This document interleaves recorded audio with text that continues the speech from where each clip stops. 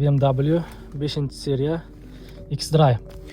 O'zi bir savol bilan murojaat qilmoqchiman-da sizlarga. Agar profilda, ya'ni mashinani ishqibozlari, mashinalarni turini yoqtiradiganlar agar kuzatayotgan bo'lsa, profilda mana Koreyada juda ham turli xil mashinalar bor-da. O'zbekistonda yo'q mashinalarni bu yerda topsa bo'ladi. Qanaqa mashinalar ko'proq sizlarni qiziqtiradi, qanaqa avtomobillar sizlarni qiziqtiradi?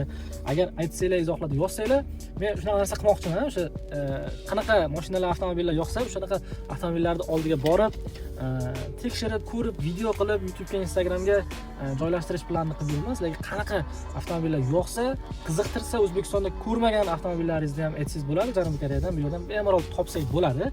Topib video qilamiz, to'liq YouTube'ga, Instagramga joylashtiraman. Bemalol izohlarda kim qanaqa avtomobilni ko'rmoqchi bo'lsa, funksiyalarini bilmoqchi bo'lsa, narxlarini bilmoqchi bo'lsa, xullas qanaqa ma'lumotlarini, informatsiyalarni bilmoqchi bo'lsa yozib qoldirsanglar, men shuni to'liq video qilib YouTube'ga, Instagramga joylab bormoqchiman.